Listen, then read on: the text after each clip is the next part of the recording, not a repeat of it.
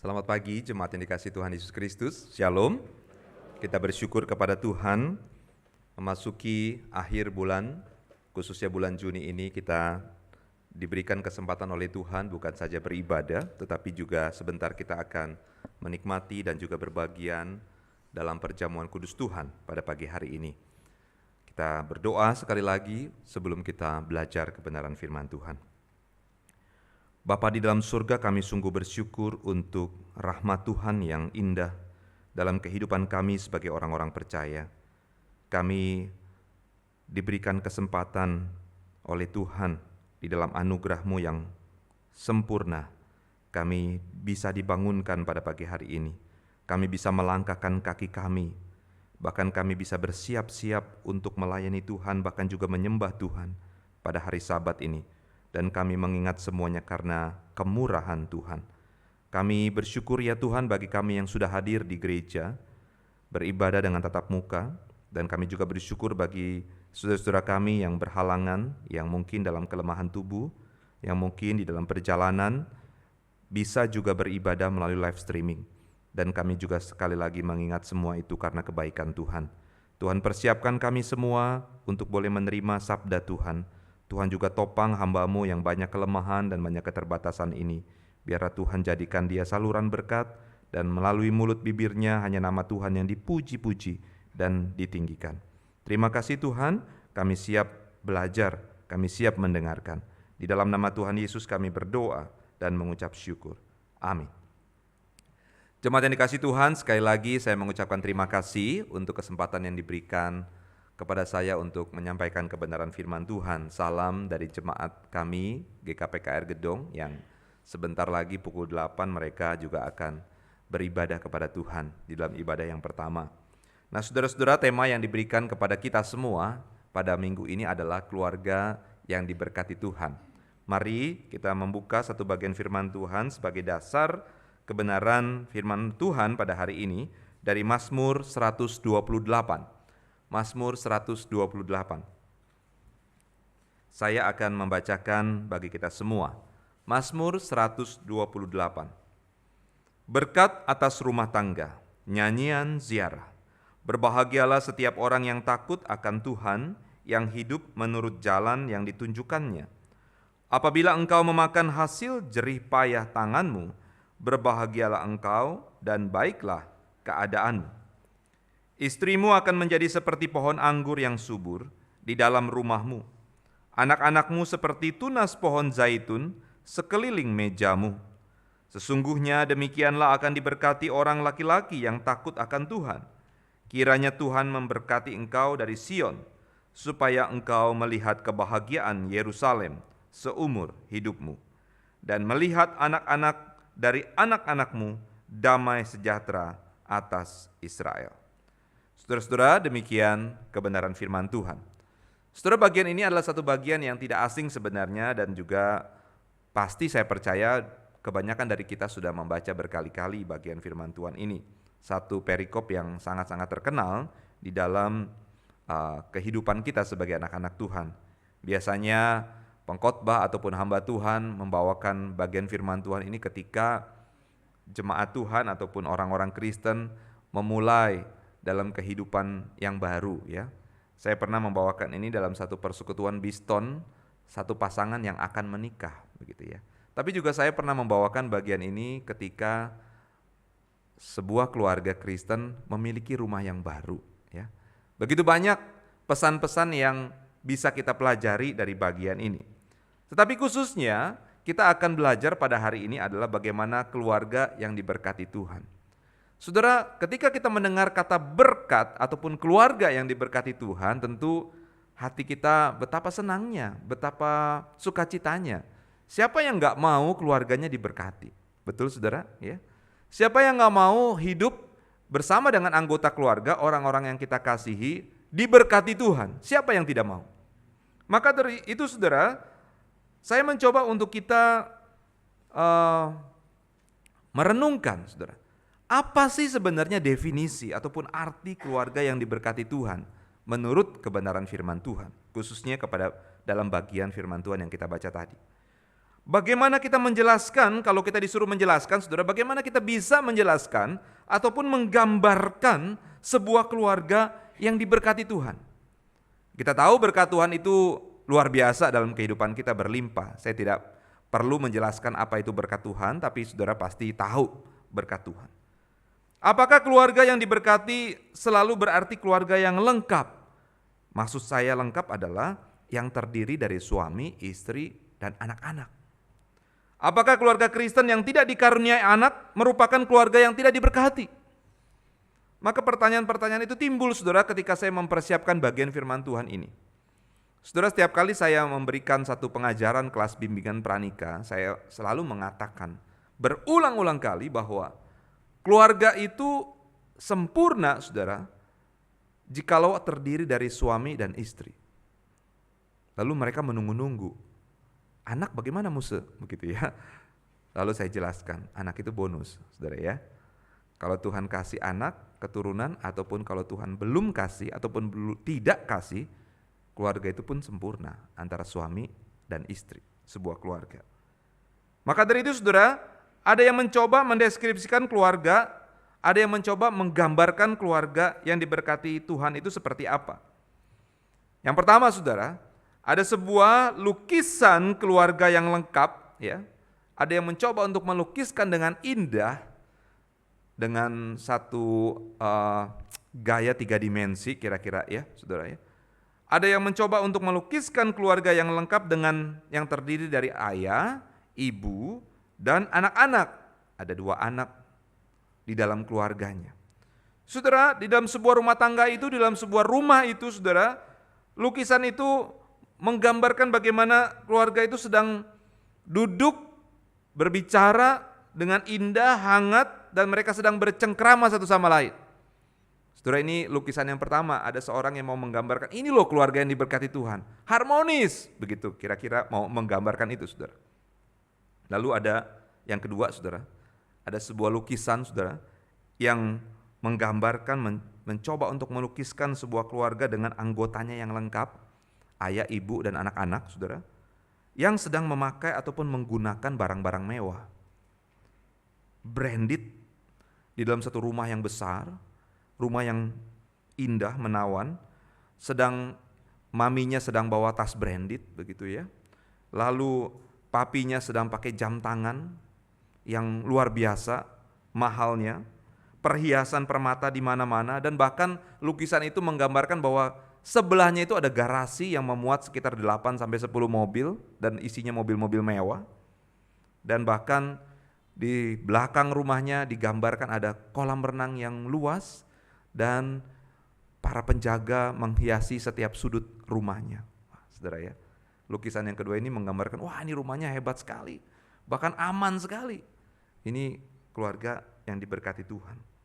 Tetapi saudara, lukisan yang ketiga, saudara, ada seseorang yang mencoba menggambarkan bahwa keluarga yang diberkati Tuhan itu sedikit berbeda, bahkan juga sangat berbeda dengan 2 gambaran tadi. Lukisan itu menggambarkan bagaimana di pinggir pantai, saudara, yang pada saat itu cuacanya kurang baik, yaitu dengan badai gelombang hujan. Ternyata ada batu karang yang begitu banyak di pinggiran pantai, dan ada sebuah batu karang yang di dalamnya itu ada sekelompok burung sedang berlindung dari badai hujan angin itu. Mereka dengan guratan-guratan pena ataupun tinta mau menggambarkan kepada kita yang melihatnya bahwa burung-burung itu, sekelompok kecil itu sedang kedinginan menggigil, saudara. Dan yang mungkin yang kita bisa tafsirkan, sekelompok burung itu mungkin sedang mengharapkan kapan badai hujan itu akan berhenti. Tetapi saudara, sesungguhnya burung-burung itu terlihat nyaman dan aman, sedang berlindung di dalam bongkahan batu karang itu. Nah saudara, pertanyaannya bagi kita saat ini, apakah berkat Tuhan dalam keluarga selalu hal-hal ataupun kejadian yang menguntungkan, yang memuaskan, dan juga yang menyenangkan kita bersama dengan anggota keluarga? Setiap kehadiran anggota keluarga adalah wujud dari berkat Tuhan. Kita percaya. Ketika suami mengatakan kepada istrinya, engkau adalah berkat Tuhan. Wah, luar biasa ya. Sebaliknya istri juga berkata bahwa engkau kehadiranmu adalah berkat Tuhan bagiku. Lalu orang tua juga berkata kepada anak-anaknya, kehadiran kalian tuh berkat Tuhan bagi kami. Lalu anak-anaknya juga berkata kepada orang tua, papi mami engkau adalah berkat Tuhan kepada kami. Dan seharusnya seperti itu saudara. Dalam kehidupan rumah tangga anak-anak Tuhan. Setiap kehadiran anggota keluarga adalah wujud dari berkat Tuhan. Akan tetapi saudara, berkat Tuhan kita juga tahu dapat berupa satu kesehatan. Kita mengatakan, apa kabar? Seringkali kita menyapa saudara seiman kita, orang-orang sesama kita dengan kalimat, sehat-sehat ya. Sejak pandemi apalagi penekanannya lebih kuat saudara ya. Sehat kan? Gitu ya saudara ya. Sejak pandemi kita seringkali menambahkan kata itu di dalam menyapa sesama kita yang kita kasihi begitu saudara ya. Berkat Tuhan juga dapat berupa kesehatan. Berkat Tuhan juga dapat berupa kebahagiaan dalam diri kita. Berkat Tuhan juga ada di dalam satu kesempatan kita bisa melayani seperti ini di hari Minggu. Banyak saudara yang kita melihat di hari Minggu masih melayani, besok udah gak ada. Ya, banyak begitu peristiwa cerita-cerita seperti itu. Saudara, inilah berkat Tuhan. Berkat Tuhan juga ketika kita menyadari kita punya teman-teman yang baik saudara dalam kehidupan kita. Berkat Tuhan juga adalah ketika kita menyadari bahwa kita punya bakat ataupun talenta dalam kehidupan kita. Berkat Tuhan juga bisa berupa pengalaman-pengalaman hidup yang baik, yang benar, yang indah, yang kita bisa saksikan kepada generasi-generasi selanjutnya, ataupun anak cucu kita, ataupun sesama kita. Saudara, berkat Tuhan begitu banyak, dan masih banyak lagi.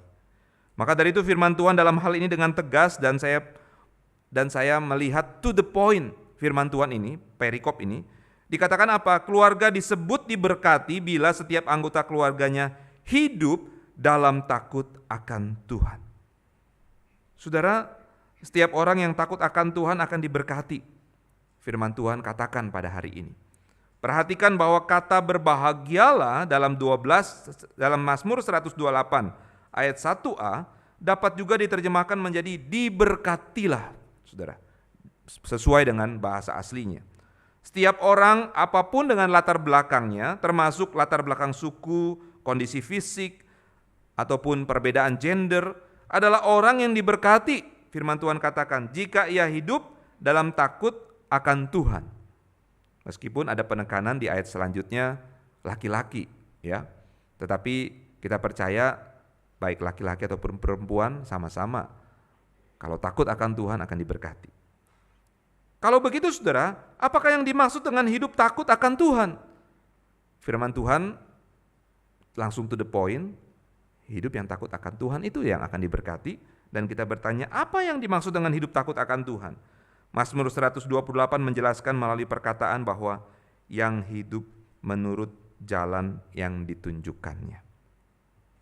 128 ayat 1b. Saudara, takut akan Tuhan artinya hidup menurut jalan yang ditunjukkan Tuhan. Apa itu maksudnya? Takut akan Tuhan bukan sekedar menyangkut perasaan saudara. Oh aku gentar, oh aku hormat, aku takut.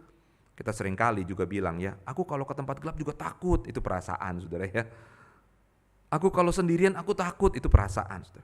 Tetapi takut akan Tuhan bukan sekedar menyangkut perasaan seperti itu, tetapi terutama menyangkut tindakan dan komitmen hidup yang selalu diperjuangkan saudara. Ketika kita mau berkata bahwa saya takut akan Tuhan, saya hormat kepada Tuhan. Orang yang benar-benar hidup dalam takut akan Tuhan adalah orang yang setiap kali menghadapi pilihan dalam hidupnya selalu mengambil keputusan dengan mempertimbangkan kehendak Tuhan.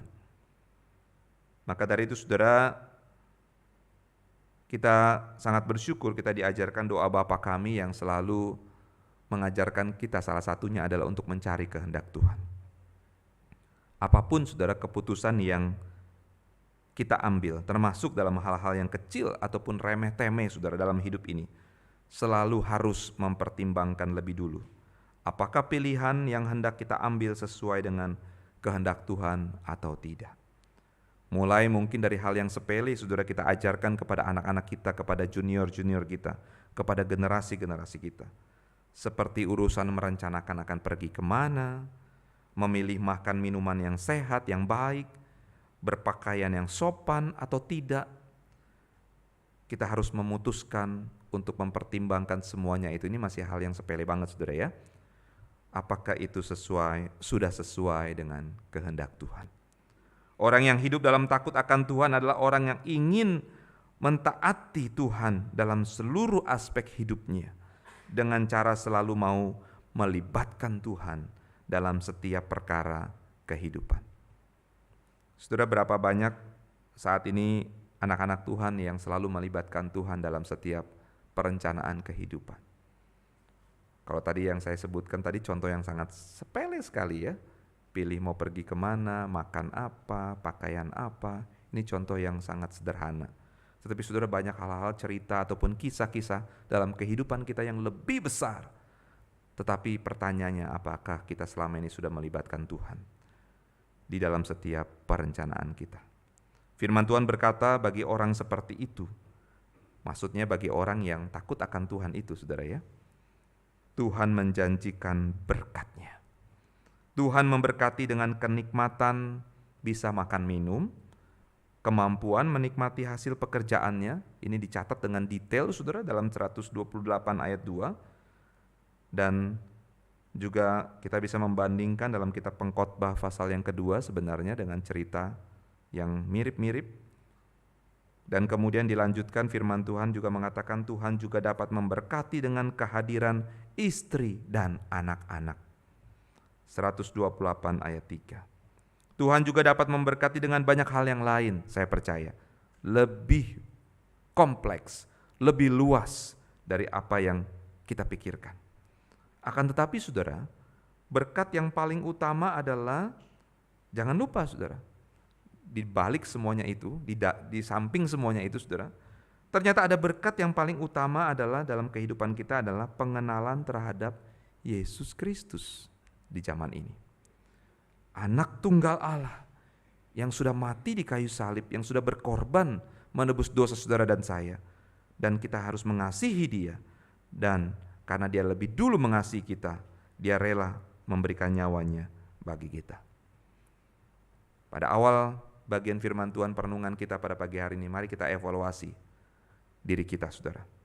Sebagai evaluasi awal pada saat ini, apakah saudara dan saya, saudara dan keluarga saudara sudah memperoleh berkat yang paling utama itu, yaitu sudahkah saudara benar-benar sungguh percaya kepada Yesus Kristus sebagai Tuhan dan Juru Selamat pribadi satu-satunya? Kalau saudara mengatakan yes, saya sudah, I did it, dan itulah berkat yang terutama. Amin saudara ya. Berkat-berkat yang lain pasti menyusul saudara. Ini berkat yang pertama saudara. Saudara, menurut pemazmur, keluarga akan berbahagia jika kepala keluarga takut akan Tuhan, karena ada kata-kata laki-laki di situ.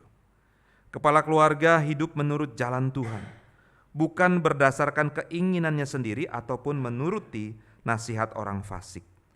Sekali lagi saudara, saya sebutkan, saya ingatkan ungkapan berbahagialah dalam ayat 1 yang diterjemahkan dari kata esher itu, yang dalam bahasa aslinya berarti diberkatilah. Kata berbahagialah artinya diberkatilah.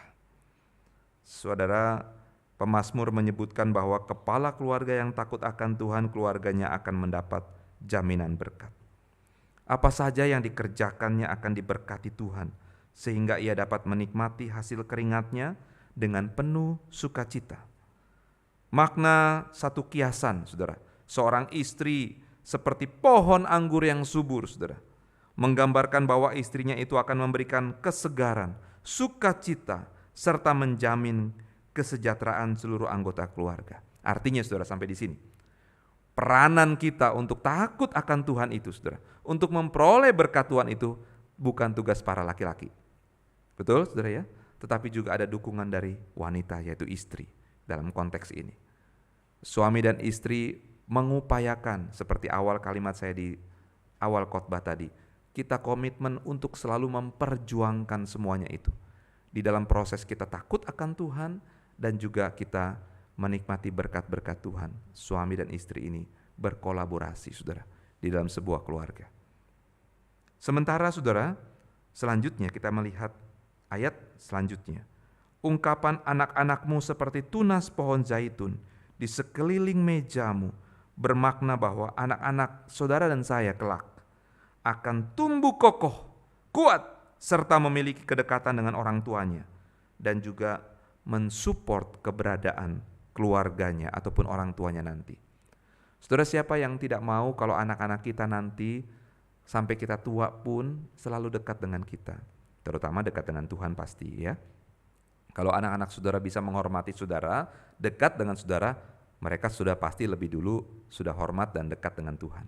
Ya, akan menjadi hal yang lucu ataupun mustahil kalau anak-anak kita bisa dekat dengan kita, tetapi anak-anak kita nggak bisa dekat dengan Tuhan. Terbalik, ya. Anak-anak akan berbakti kepada orang tua dan kelak menjadi pengganti memberi perlindungan kepada orang tua. Ayat ketiga begitu dalam pengertiannya saudara untuk kita pahami. Dalam Mazmur 128 ini pemazmur memberikan dasar untuk mewujudkan hal yang utama harus diperhatikan adalah kekuatan fondasinya dalam sebuah keluarga itu. Sebab fondasi ataupun dasar menentukan kekokohan suatu bangunan untuk menghadapi goncangan dan juga badai kehidupan. Akan sia-sialah saudara jika membangun rumah tangga kita tidak melibatkan Tuhan, kita tidak pernah mencari kehendak Tuhan. Karena Allah yang sesungguhnya menyatukan laki-laki dan perempuan untuk menjadi satu tubuh agar keduanya taat melakukan kehendaknya. Inilah yang pemazmur ingin sebutkan berbahagia itu saudara. Saudara, si pemazmur begitu memahami satu doktrin penciptaan, doktrin berkat saudara ya, dan dia mengutarakannya dalam satu kalimat-kalimat yang indah di dalam sepanjang Mazmur 128 ini. Dan perencanaan keluarga itu sendiri saudara, bukankah itu adalah satu inisiatif ilahi di dalam penciptaan dunia ini saudara. Jadi dengan kata lain saudara, kalau saudara menyaksikan pasangan yang akan menikah dan sudah menikah dan kita melihat kepada keluarga kita masing-masing, kepada saudara-saudara yang sudah menikah maksudnya, itu adalah inisiatif ilahi saudara. Bukan karena maunya kita saja, tetapi Allah yang sungguh-sungguh memang sudah menciptakan lembaga keluarga itu di dalam dunia itu untuk kita boleh taati. Dan kita pasti rindu mewujudkan keluarga kita itu, kita bawa generasi-generasi kita, bahkan di ayat yang terakhir dalam Mazmur 128 itu, anak dari anakmu. Artinya apa saudara? Generation by generation. Keturunan-keturunan kita sesungguhnya harus terus mentaati Tuhan, takut akan Tuhan, dan berkat Tuhan itu tidak akan berkesudahan di dalam setiap keturunan-keturunan anak-anak Tuhan. Amin saudara. Itu maksudnya saudara. Agar kita terus memperkenalkan satu kalimat ataupun satu perintah bahwa takut hormat kepada Tuhan itu terus kepada anak cucu kita saudara. Sehingga apa? Janji berkat Tuhan itu tidak akan pernah hilang dan tidak pernah berhenti. Saudara, itulah yang dilakukan oleh Abraham, Ishak dan Yakub. Itu menjadi satu teladan kita pada saat ini bagi kita yang hidup di zaman ini. Dan kita juga harus memberitakan akan kebenaran firman Tuhan ini kepada anak cucu kita. Dengan demikian saudara, maka ada 5 hal rahasia yang untuk kita pada saat ini, saya mau bagikan saudara ya, saya pakai kata rahasia saudara ya, untuk kita mewujudkan kebahagiaan dalam keluarga menurut Mazmur ini. Yang pertama saudara, kita sudah tahu, rahasia itu adalah takut akan Tuhan, merupakan unsur terpenting dalam kehidupan orang percaya. Takut bukan sekedar perasaan, tetapi satu komitmen yang selalu kita mau perjuangkan saudara. Perjuangkan. Kenapa ada kata juang? Karena tidak mudah saudara untuk kita boleh setia, takut dan hormat kepada Tuhan. Benar saudara ya? Selalu ada godaan, selalu ada tantangan. Yang kedua saudara, rahasia yang kedua, mari kita juga menyadari bahwa kita harus mencukupkan dan menikmati hasil jerih lelah pekerjaan kita. Ayat yang kedua. Artinya apa saudara? Kita harus selalu bersyukur dalam kehidupan ini. Kaya miskin itu relatif saudara. Cukup atau tidak cukup itu relatif. Tetapi bersyukur itu adalah mutlak saudara. Benar saudara? Amin ya. bersyukur dalam segala hal. Maksudnya, kita menikmati hasil jerih lelah pekerjaan kita. Yang ketiga, saudara, dalam berumah tangga, istri sebagai penolong yang akan menjadi pohon anggur yang subur di dalam rumahnya. Ini peranan wanita istri. Bagaimana kita diingatkan para istri untuk kita juga harus menjadi penolong seperti pohon anggur yang subur di dalam rumahnya. Ternyata peranan wanita istri itu sebenarnya kalau mau jujur saudara, luar biasa. Dengan orang yang ditolong, dengan orang yang sebagai penolong, logikanya lebih kuat mana saudara? Yang ditolong? Yang penolong saudara ya. Tidak mungkin seorang penolong lebih lemah daripada yang ditolong.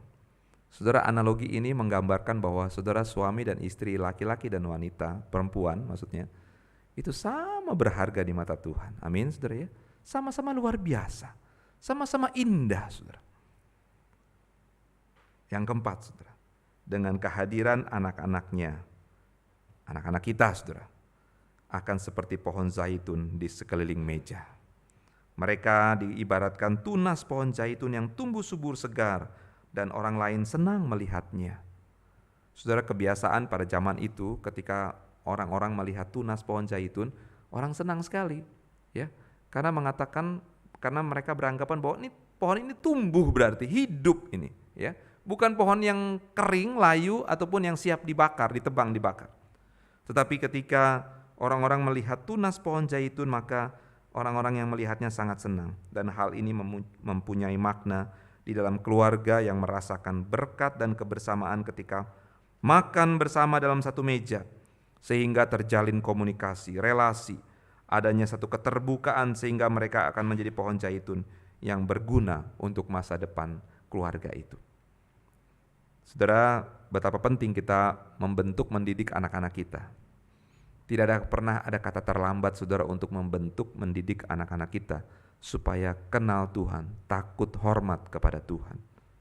Dan yang terakhir saudara, yang kelima, rahasia yang kelima, pemazmur mau mengatakan bahwa memelihara iman percaya kita adalah begitu penting agar rumah tangga kita tetap teguh dan kuat, sehingga enggak mudah untuk diombang-ambingkan oleh ajaran-ajaran yang menyesatkan.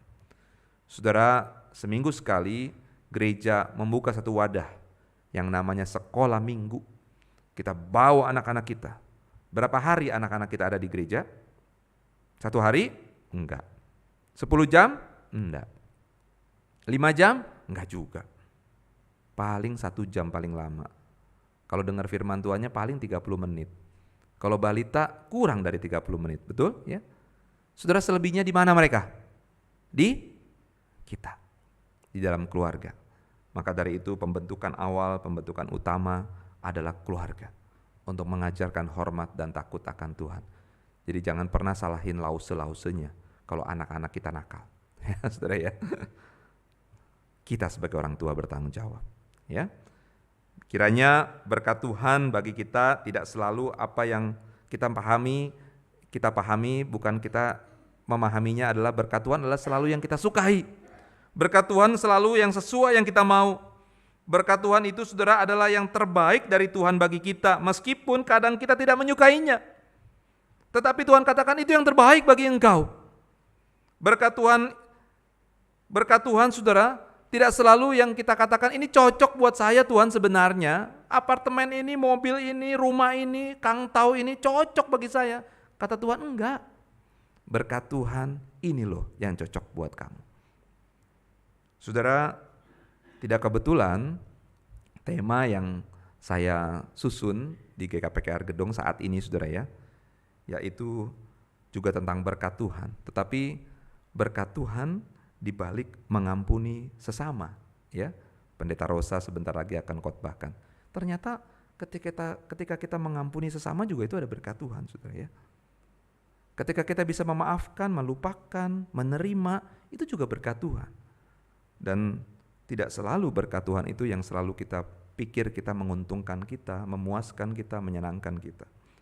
Tetapi berkat Tuhan itu sungguh dalam. Saudara, jika keluarga kita bisa memandang kepada Tuhan saja sang pemberi berkat, Dengan kata lain, kita taat menuruti proses pemeliharaan dari Allah atas hidup kita. Maka keluarga seperti ini dapat melewati segala ujian dan cobaan yang datang silih berganti, sehingga keluarga saudara dan saya akan tetap utuh dan dapat menikmati damai sejahtera dari Tuhan. Ayat 5 sampai ayat yang ke-6 bermakna demikian. Untuk kita boleh bawa dalam kehidupan kita, kita persiapkan generasi-generasi kita untuk selalu takut akan Tuhan, selalu cinta sama Tuhan, dan tentunya berkat Tuhan itu ada dalam keluarga kita. Saudara mau melakukan itu? Ya? Mau takut sama Tuhan, hormat sama Tuhan, bukan suami dan istri saja, tapi kita rindu anak-anak kita juga sama. Ajarkan kepada mereka. Bahkan hidupi kebenaran firman Tuhan ini, agar mereka melihat bukan perkataan kita, mereka lihat, tetapi seluruh gaya hidup kita, mereka bisa lihat. Kita adalah seorang pribadi yang takut dan hormat kepada Tuhan, dan janji berkat Tuhan itu turun. Saudara, percaya saudara, saya sudah hidupi janji berkat Tuhan itu turun ketika saudara dan saya takut sama Tuhan. Amin. Kita berdoa.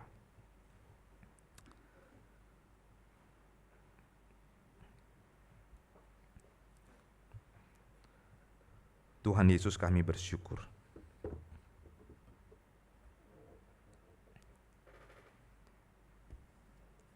kami memiliki Allah yang sungguh luar biasa, Allah yang maha perkasa, Allah yang dahsyat, Allah yang bukan saja sudah mati dan bangkit karena menang atas dosa, tetapi Allah yang selalu ada, imanen, dekat dengan kami dalam kehidupan kami di masa kini.